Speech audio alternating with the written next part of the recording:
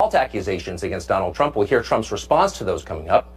Now to the polls, and at this hour, the national polling average shows Hillary Clinton with just under a 7-point lead in a two-way race, and just over a 5-point lead if you add the other two candidates. The betting odds continue to show her a favorite by more than 5-1. Meanwhile, two battleground states key to winning this election are very close tonight. In the state of Ohio, a new Wall Street Journal NBC poll shows Trump up by 1 point in a four-way race. Another close state would be North Carolina, where the Real Clear Politics average shows Hillary Clinton leading there by about 3 points. Joining us now from Real Clear Politics is the founder of that revered site, Tom Bevan. Tom, I guess my first question is, why is this still a race? And it does seem like it's still a race. Everyone in the political class thinks it's over, it's done. But, I mean, these polls suggest there's still a competition going on. After really a week of the worst press coverage I've ever seen anybody get, why hasn't Trump completely collapsed? That's a good question, because his core supporters are sticking with him, and they've stuck with him through thick and thin all throughout this race. But he's lost ground with these other groups. It's basically peeled back to his core supporters. And these polls, most of the data that we're getting now, Tucker, is post-debate, right? Monday, Tuesday, Wednesday. But we haven't got any. I mean, this has been another bad week for him. So, it might be that if we get polls out coming over the weekend and more, we'll see more deterioration in his position. But right now, his core supporters are sticking with him, and that keeps him close in some of these battleground states. Now, do we have a pretty good idea to what extent those core supporters will vote? Will they come out in greater numbers, college-educated men in the Midwest, for example, in greater numbers than they did in the last two cycles? Well, we don't know that, but we do know his supporters are very energized and excited to go to the polls, and have been a long time. One of the warning signs for Trump, though, in the latest Fox poll, national poll released yesterday, is that enthusiasm for him was down a little bit among his supporters. And that's been something. He's had this enthusiasm gap the entire race, where his supporters were excited to go out and vote for him. Hillary Clinton supporters, bigger pool of people, but not as excited to go and vote. So he needs his folks to be enthusiastic, but he also needs to be broadened beyond that. Yeah. So Ohio, traditionally a linchpin of any Republican national campaign strategy. Where are we there? Clinton's moved ahead by about 1.5 points. As you mentioned, this NBC News Wall Street Journal poll had Trump up 1 point. But again, to your point, I mean, no Republicans won the White House without Ohio. This has been Trump's strongest state this entire race, one of his strongest states, I should say.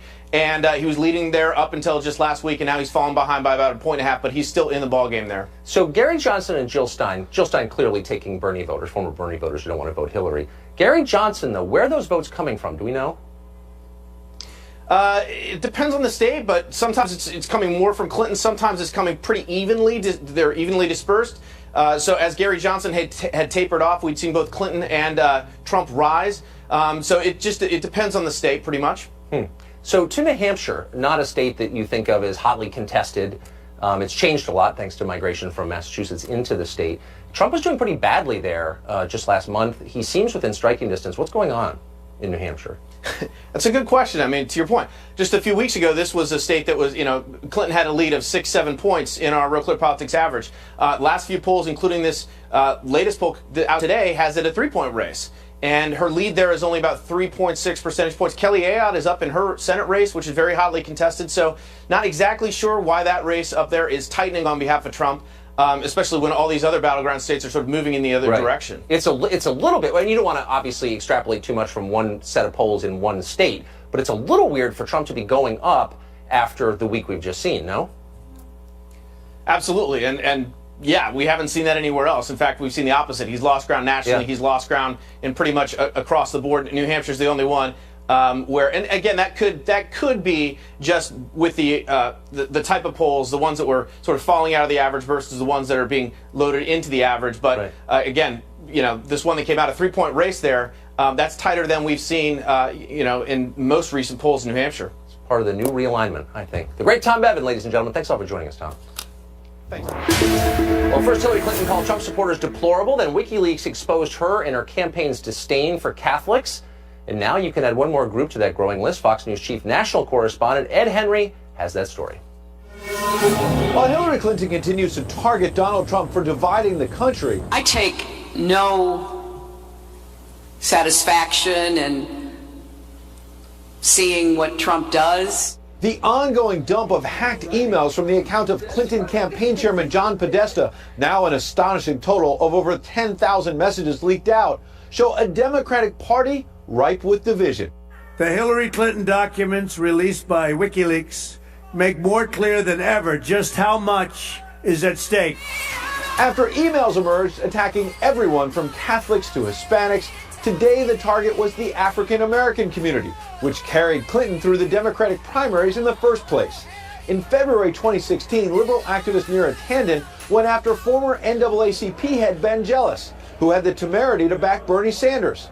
Tanden writing to Podesta, quote, "I know there are a million reasons to desperately want Hillary to win, but Ben Jealous feeling that he has no power is a particularly good one." And when Clinton first launched her campaign, Tanden lashed out, writing, quote, "I'm not the diversity police, but there is grumbling on the 4 white boys running next presidential cycle, so I recommend rolling out some people who look like the rest of America soon."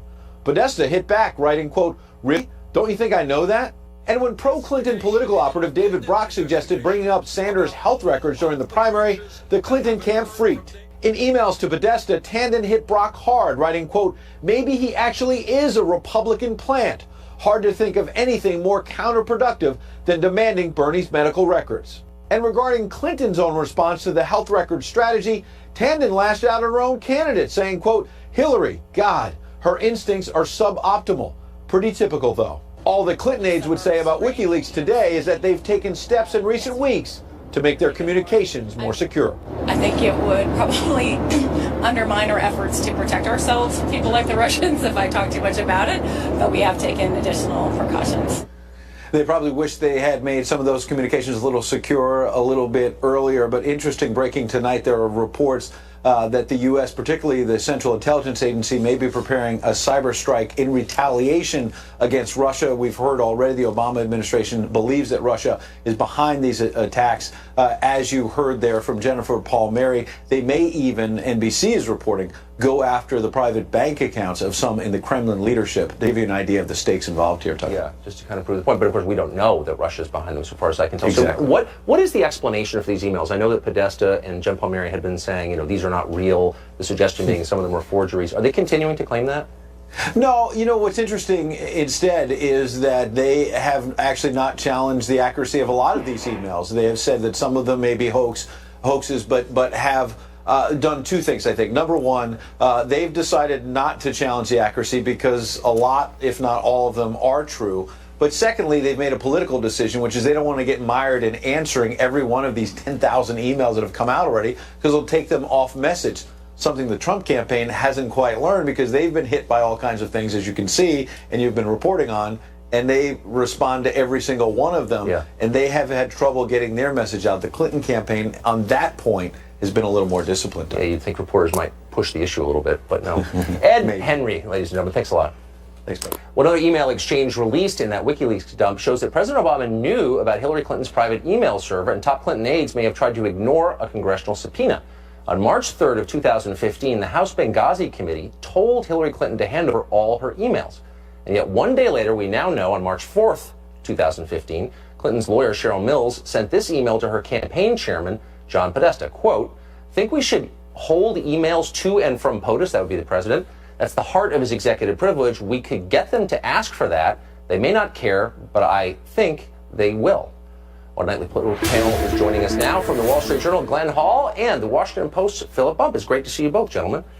To you, Mr. Bump. This does kind of answer one question, which was, did the president lie when he said he didn't know Hillary Clinton was using private email? Now it's pretty well confirmed that he received a number of them from her, so isn't that a flat-out lie? Well, yeah, I mean, it's there are a lot of instances in which President Obama was asked about whether or not he knew about Hillary Clinton's email server. I'm not sure what the timeline is. I can't answer that concretely, and there's a lot that goes into it. But yes, this certainly does show that President Obama and Hillary Clinton had communication on this private email server. I think that this is something that we've actually seen before. In January, this is something that the State Department actually came out and said there are these emails in this batch which we are withholding because of executive privilege. So we knew that this was the case. I think that the timing here is obviously also very awkward, having just been asked to produce these and then responding with this question of do we actually need to turn this over? Which, by the way, as far as I can tell, is legal, by the way. I mean, just as a matter of fact, I think executive privilege is a real thing, and that's a real question. I'm not sure that was wrongdoing. But I do think it's meaningful that the president lied about his knowledge of her private email, because we now know it's illegal, and I think the think the FBI director made that pretty clear. She shouldn't have been doing this, and it potentially was a risk to national security. So why doesn't someone press the president or his office on this? Like, you told us this, turned out to be untrue. Account for yourself. Yeah, I think that is the next step that has to happen, right? We've got the new batch of emails from WikiLeaks. We see this information, and now we need to be following up and discovering just who knew what and when. You know, there are some distinctions between knowing you were getting email from a private email account versus a private server. I don't know what the defenses may be. If she's conducting official business on a private email account, that's kind of the nub of the question, right? And he was asked that, and I had no idea. Right. But he did. Yeah, you know, I think he's got some answering to do. Yeah. Mostly right now what he's doing is, you know, campaigning on behalf of Clinton. And I think what you also see in these emails was a sympathy from the Obama administration towards helping Hillary Clinton avoid getting mired in this scandal, which hasn't happened, but they tried. But to answer questions have to be asked them. And I guess this goes to a larger question. Why is this so profoundly uninteresting to America's press corps? I mean, I've spent the last 5 days reading these emails, and, you know, you could say maybe they should have been leaked, and you feel bad for Podesta, as I do, actually, that his private emails were leaked. But there's no denying that they're chock full of relevant, interesting information, and I just don't see it on the front page of any newspaper that I read, including, no offense, yours. Why is that?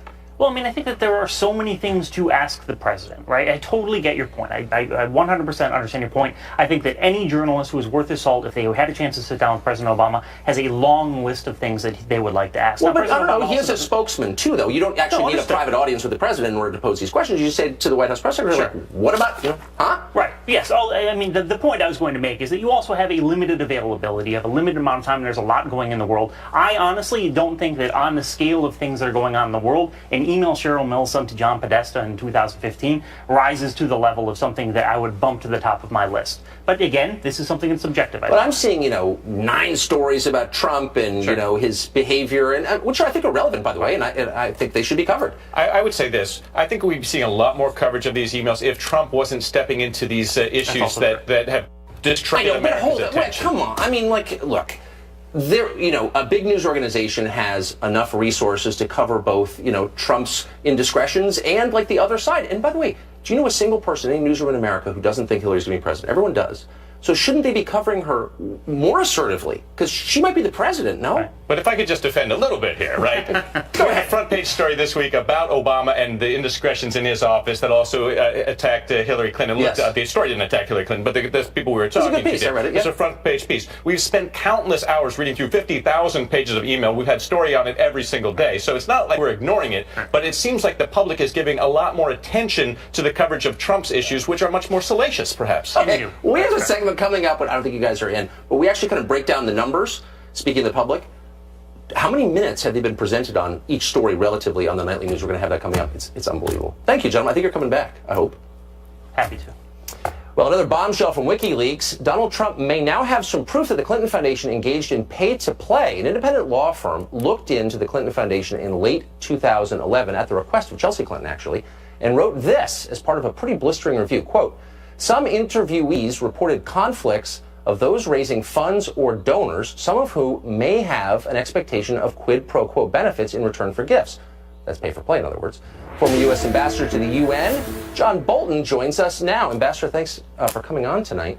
So this strikes me as one of those nuggets in the vast trove of WikiLeaks data that kind of jumps out at you, and, you know, that's kind of the smoking gun, no? Well, this is potential criminal activity, let's be clear, and it's not just the pay-for-play aspects. The report of the independent law firm brought in by Chelsea Clinton, interestingly, is devastating to the overall work of the foundation. The board of directors is a group of Clinton friends and hacks. They meet once a year. The minutes of their meetings are copied from year to year.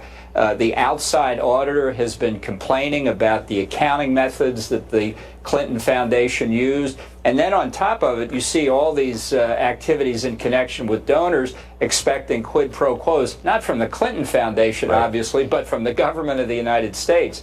So this is not staff chatter and emails. This is the lawyer who headed this up is a heavyweight in the field. She's one of the acknowledged experts. comes from a respected and well-known law firm. This is a devastating report, not just from optics point of view, but from legal compliance. It's very serious. Right. I mean, it's not something that Breitbart cooked up. I mean, this is a review that they asked for. And I guess the most ominous part of this, as you alluded to a minute ago, is that the people in question, the ones who expected a favor in return for donations, in many cases were foreign governments. I mean, that's kind of exactly what you don't want, right?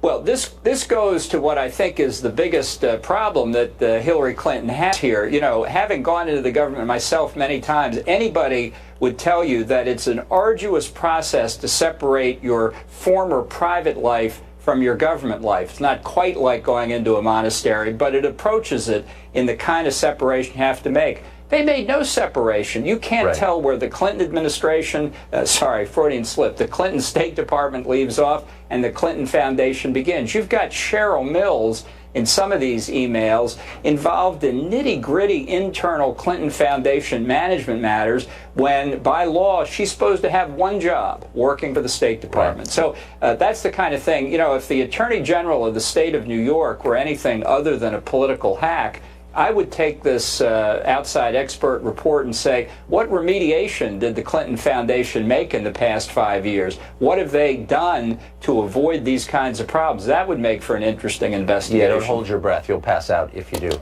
Former Ambassador John Bolton joining us live tonight. Great to see you, Ambassador. Thank you, Tucker.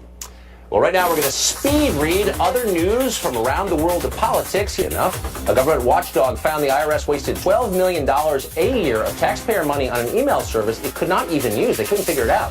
The money was spent instead on subscriptions for a new email system, but the IRS never even installed the necessary software. Don't have them hook up your cable. The IRS disagrees with the watchdog that it wasted taxpayer money, of course. And more than 1 million Americans are about to lose their Obamacare coverage as insurers run for the hills. A new analysis shows at least 1.4 million people in 32 states will lose their current Obamacare plan. Insurance giants Aetna, Humana, and United Health have decided to stop selling individual health insurance through most state exchanges in 2017. Sign up for 2017 begins, by the way, next month. Kind of a big story. Maybe we should cover that. And then some Peach State voters just got themselves a voter registration extension. A federal judge ruled earlier today that Hurricane Matthew disrupted the final sign-up days for new voters in Georgia's Chatham County. That includes the city of Savannah. And the newly renovated Nixon Library and Museum is back and open for business, tan, rested, and ready, you might say. For the past year, the facility, which also is the final resting place of President Richard Nixon and his wife Pat, has been closed while undergoing a $15 million renovation. The library and museum, located in Nixon's hometown of Yorba Linda, California, features a 2-scale replica of the Oval Office. And Donald Trump was propelled to the Republican nomination by Christian voters to some large extent. Will they stand by Trump as more accusations? Also, House Speaker Paul Ryan has a warning to all Republicans about who ought to be in charge of our national budget if the Republican Party loses control of the Senate. Find out who. That's all coming up. Don't go away.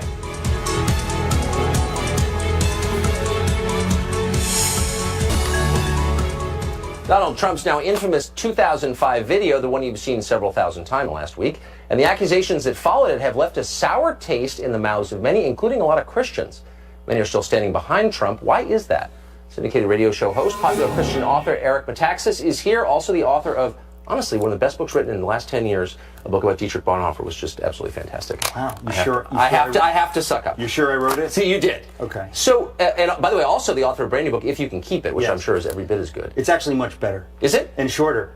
Done. Yeah. So Christians are, in many cases, in a quandary. They want to vote not just for a man who represents their interests, but also for a decent man. Right. And they look at this tape and they say, this is an indecent man. So what should they do? Well, first of all, I think we have to be much more nuanced. There's no such thing as an indecent man or a decent man. As a Christian, okay, I say we are all indecent, we're all sinners, we're all broken. It doesn't mean that there aren't people that are more decent than others. But I think we're at a time in our political life and in our culture, actually that's kind of the point of the book, If You Can Keep It, is that we haven't been keeping the republic. Franklin said, if you can keep it. In other words, it's up to the people to keep the republic.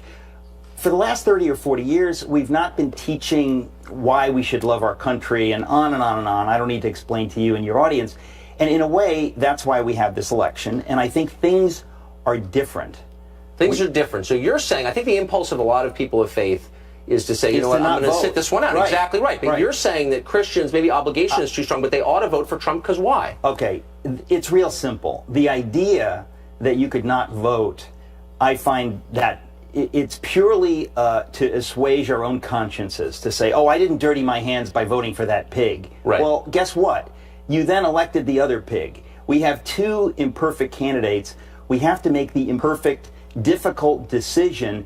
Here's why. If you care about poor kids in America, okay, they're going to be affected by who's president. Yes. If you care about other countries, if you care about what happens in the Middle East, about kids watching their fathers drowned by ISIS, if you care about people, you have to think about those people, and you have to make a mature, rational choice. And the reason it's difficult is because we want everything to be black and white and neat and clean. But my attitude is that we're at a point in our country right now where if Hillary Clinton is elected president, and by the way, if Christians sit home and don't vote, if people just say, I don't want to vote, or they vote for Gary Johnson or whoever else, Hillary Clinton will be elected. The point is, the Christians will then have to live with that. They're acting as though they don't. So what are the issues that ought to propel Christians to vote specifically for Trump? The most specific one has to do with the Supreme Court. People have talked about it. We're at a point now, we're at a tipping point. If it was 1980, we wouldn't be here. Today, if we get a couple more Sotomayors or Ginsburgs on the court, we effectively have the end of genuine self-government. You're going to have an activist Supreme Court. We've never had anything quite like that before. That's effectively the end of America as we know it. We become America in quotes. Religious liberty goes out the window. We're not supposed to have the establishment of a religion. We are already seeing the establishment effectively of a secular humanist religion, which the government is getting behind. Remember, the government's not supposed to pick winners. It's taking sides. Economically, financially, corporately, or in the idea of ideas. They're doing that with regard to marriage, with regard to the definition of the human person. That is already happening. If Hillary Clinton is elected, that's going to be so dispositive. It's going to change everything. Yes. People who don't understand that need to think about this because it's going to be a new America. Right. I'm very sorry to say So bottom line, you're not feeling it in order to feel virtuous. You know, that's not why you're voting. You're voting because... Well, it's not about my virtue, exactly. And it's not about the lack of virtue of Donald Trump. It's about the people who are going to be affected, just like I cite Wilberforce. He worked with horrible people because he's thinking of the African slaves. If you care about somebody, you sometimes have to work with people you don't like. You have to do things you don't like. I think for many people, voting for Donald Trump is that thing. But if you don't do it, God's going to hold you responsible for the policies of Hillary Clinton. There's no way to squirm out of it. Eric from Texas has a great piece in the Journal making a lot of these points, which you should read. Thanks a lot for joining us. Thanks for having me. Hillary Clinton stayed behind closed doors today. Donald Trump was out and about in key battleground states, including North Carolina. We'll take you to the campaign trail live. That's coming up next.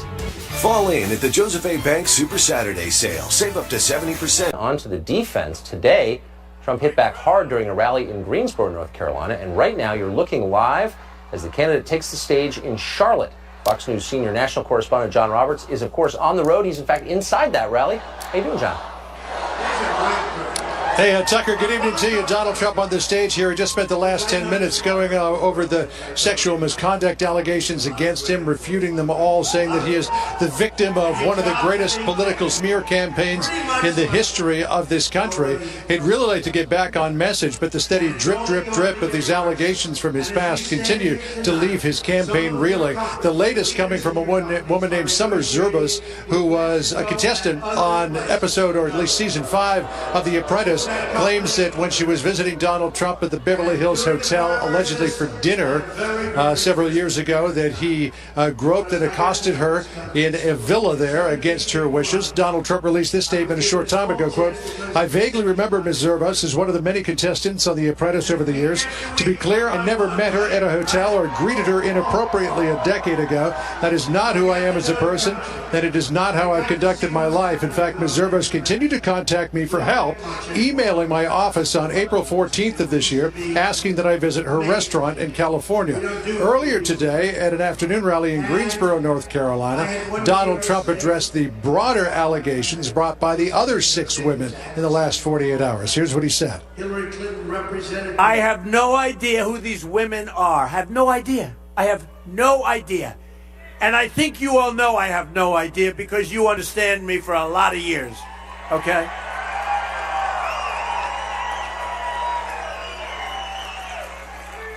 When you looked at that horrible woman last night, you said, I don't think so. I don't think so. Whoever she is, wherever she comes from, the stories are total fiction. You go to the different places, Albany. Donald Trump also addressing the timing of all of this, wondering why, if some of these incidents are some 30 years old, they're suddenly coming out now. Here's what he said about that in Greensboro earlier today. They have no witnesses. There's nobody around. They just come out. Some are doing it for probably a little fame. They get some free fame. It's a total setup. Now suddenly, after many, many years, phony accusers come out less than a month before one of the most important elections in the history of our country. It also comes at a time as WikiLeaks unveils horrible, horrible things about Hillary Clinton. But they'd rather talk about this. Somebody that you've never seen. That, oh, in 1992, he went like this. Right? Of course, all of this, Tucker, is leading up to the all-important third presidential debate next Wednesday in Las Vegas, one that one way or another will certainly be one for the ages. Tucker? So, John, give us some perspective, because you're there and we're not. How much of his speeches is dominated, given over to responding to these allegations? And is he reading off a teleprompter, or is this ad-lib? Some of it's ad-lib, Tucker. A lot of it's off the teleprompter. There's a little bit of a pause in the action right now because one of his supporters here has fainted or something in the middle of the crowd, so he asked for a medical team to come out. He spends probably about 10 minutes of the last few speeches that he's given over the last couple of days on this, but the rest is all dedicated to the economic policies that he will pursue, security policies that he'll pursue, and going after Hillary Clinton, Bill Clinton, and the Clinton Foundation and the Democratic Party over this treasure trove of emails that has been revealed in this WikiLeaks dump. So how's the turnout at his events this week? It's great tonight. There's probably about, I'm terrible at counting crowds in the convention center. Let's just say that there's thousands of people here. Yesterday was unbelievable in Cincinnati. He was at the U.S. Bank Arena there, which holds 18,000 people. It was probably almost, if not more than three-quarters full. I think there was probably about 15 or 16,000 people there last night, Tucker, and then thousands more who couldn't get in. And we saw the same thing the other day in Ocala, Florida, where the fire marshal capped the number of people in the Southeastern Livestock Pavilion at 7,000, and there was an equal number of people outside who couldn't get in. So he's having no problem attracting his supporters to these rallies. The big question is that great center of America, will they be so turned off by what they've been hearing that they won't vote for him, or will they still come out and vote for him November 8th? That remains to be seen. I wouldn't even want to speculate. John Roberts on the road for us. Thanks a lot, John. Well, Hillary Clinton continues to campaign behind closed doors, raising some money. Instead of rallies, she's holding star-studded fundraisers, as she is today in Seattle. But both former President Bill Clinton and President Obama hit the trail in her absence. Fox News correspondent Jennifer Griffin is live on the road in Seattle, Washington. Jennifer. Hi, Tucker. Well, Hillary Clinton, by design, is trying to stay out of the spotlight. She hopes that Donald Trump just keeps on talking and that his accusers fill up all the airtime. She just left the Paramount Theater here in Seattle behind me. That's where she held a fundraiser earlier today.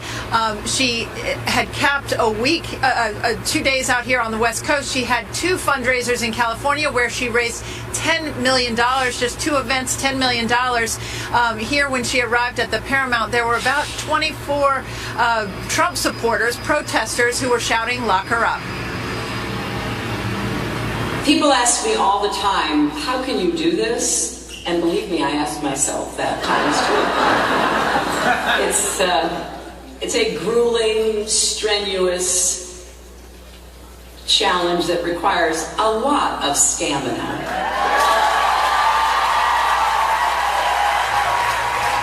Since last week's Access Hollywood tape became public, a new Fox News poll shows the largest declines in support for Trump are among women ages 45 and over, down 12 points. Voters ages 65 and older, down 11 points. Suburban women, down 10 points. White women with a college degree, down 7 points. GOP women, down 6 points. And white college graduates, down 6 points. The Clinton campaign wants to do everything it can to maintain support among women. That is why Clinton is not sitting down for for any serious, hard-hitting interviews. Instead, she appeared on the Ellen DeGeneres show today, where she joked about the last debate, sending her best surrogates out to campaign in battleground states like Ohio, urging voters, especially women, not to sit out this election. Her opponents made it pretty clear he's just going to drag this election as low as it can possibly go. And he figures that if he makes our politics just toxic, then maybe you'll just figure out you got no good choices and you just get discouraged and you just don't vote. But don't fall for it. Bill Clinton was in Cincinnati today, also campaigning in Ohio, where just a few weeks ago polls showed the Clinton campaign didn't seem to have a chance. Now Ohio is very much in play. Bill Clinton faced hecklers who tried to change the subject from Donald Trump by calling him a rapist. Give this guy a hand. You know, his side has had a very bad week, so let's try to make him feel better. What you are seeing is basically a microcosm of what this campaign's all about.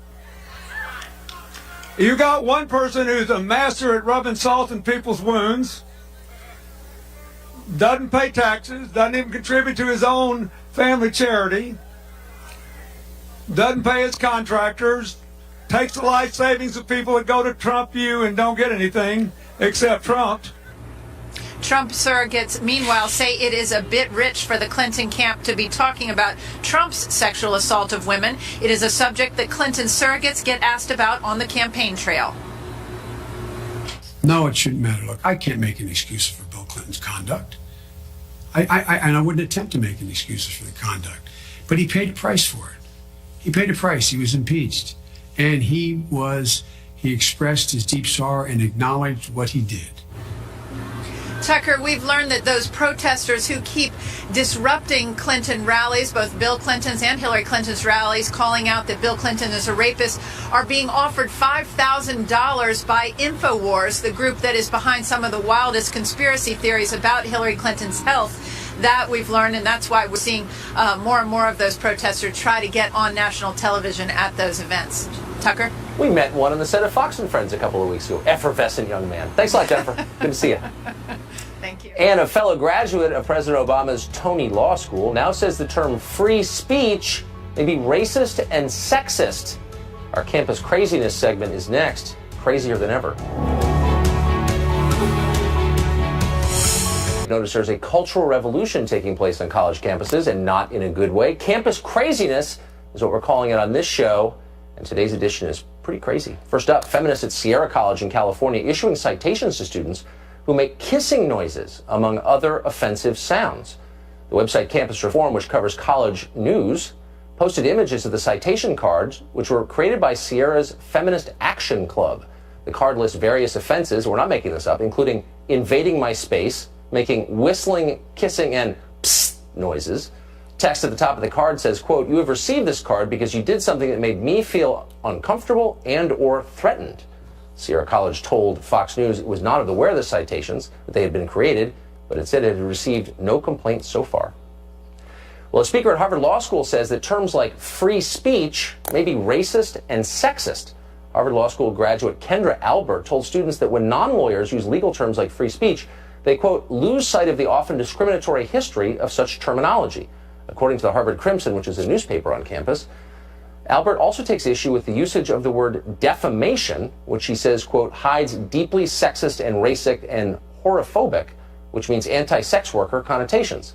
She wanted to say that the power of these words is what makes them dangerous, and they deserve a second look. In other words, any word she doesn't like is dangerous and should be banned. Harvard Law School tells Fox News that speakers with a broad range of views speak at Harvard, which of course isn't true, but the institution doesn't take a view on any particular speaker's point of view, which is also untrue. And then Black Lives Matter's protesters at Ohio University interrupted this year's homecoming football game by unfurling a banner that said, "Make racists afraid again," pushing fear. According to Campus Reform, which reported this story, the protesters also started chanting, "Whose lives matter? Black Lives Matter." Well, a local newspaper on campus, the Post Athens, reported that about 45 demonstrators dressed in all black held their fists in the air during the protest. In a statement to Fox News, Ohio University said the students were fans and they were exercising their, quote, right to freedom of expression, a right that is under attack on other campuses. The university says it supports that right. And in Missouri, the university there are considering a proposal that would use contributions to, quote, equity, inclusion, and diversity as a factor in determining which professors get promotions and tenure. The proposal is the product of a $1.1 million diversity audit at the university. The local newspaper, The Missourian, says the goal of the proposal is to, quote, encourage faculty and staff to consider diversity issues in their teaching and research. It does not specify what diversity issues are. You're just supposed to know. The University of Missouri did not respond, of course, to our request for comment. Well, if you have a campus craziness story, let us know. They're abundant, but we want to hear from you. You can email us. You can send it to campuscraziness@foxnews.com. We'd appreciate hearing from you as always. There's a lot to choose from. And how long did the three major news networks spend on stories about Donald Trump compared to stories about the Clinton WikiLeaks revelations? We have the numbers. They're unbelievable. Don't miss Steinmart's 12-hour sale.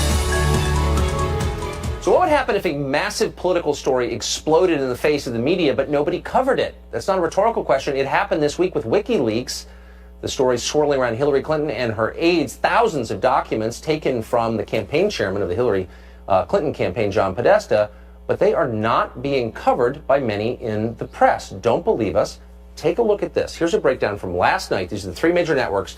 They covered Trump for a total of 21 minutes and 40 seconds. WikiLeaks got a total of 1 minute and 8 seconds. NBC, the formerly August News Network, completely ignored it. Like it didn't happen. They suppressed it. Media reporter for The Hill, Joe Concha, is here to break down what exactly.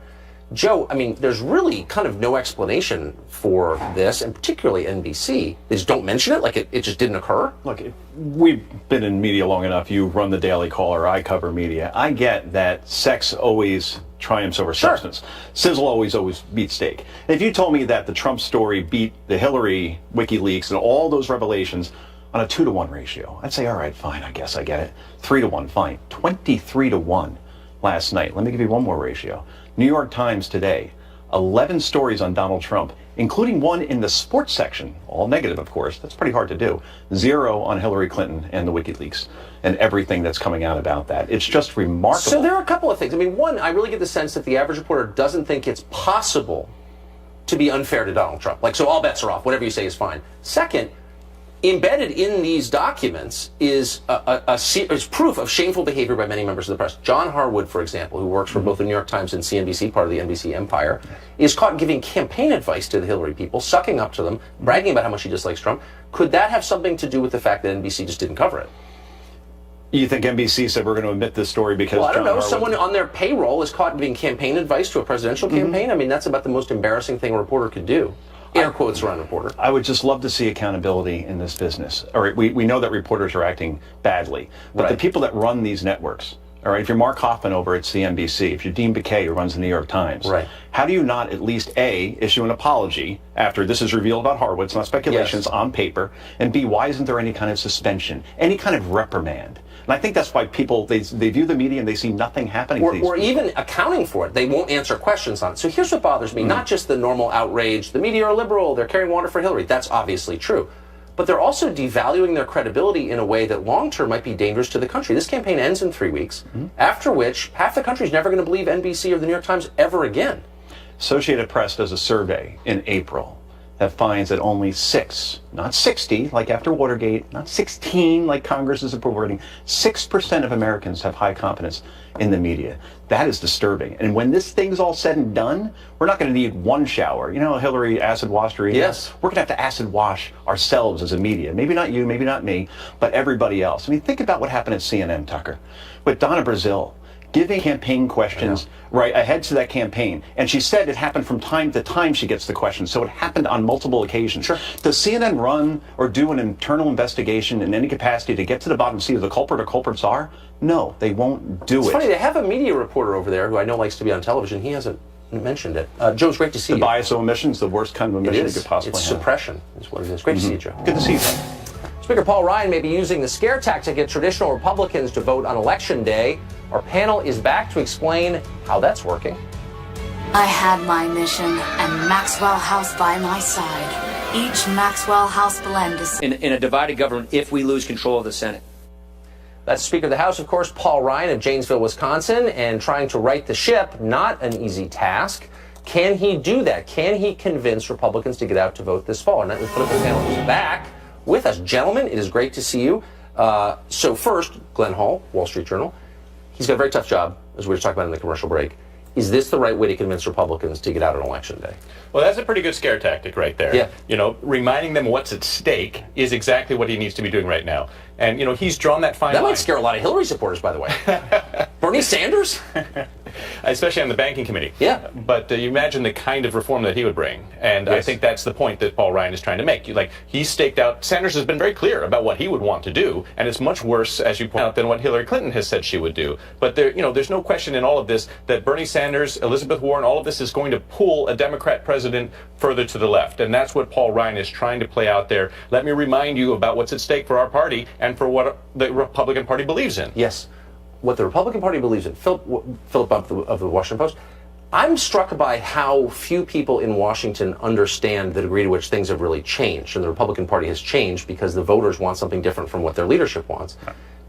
Can they put it back together? I mean, the Republican Party election, after election, no matter who wins, is going to be a very different party, no? No, that's absolutely true. And I think that we've seen this rift, at least since 2010. I mean, Paul Ryan is Speaker right now because of that rift, right? Because John Boehner didn't get along with the Freedom Caucus.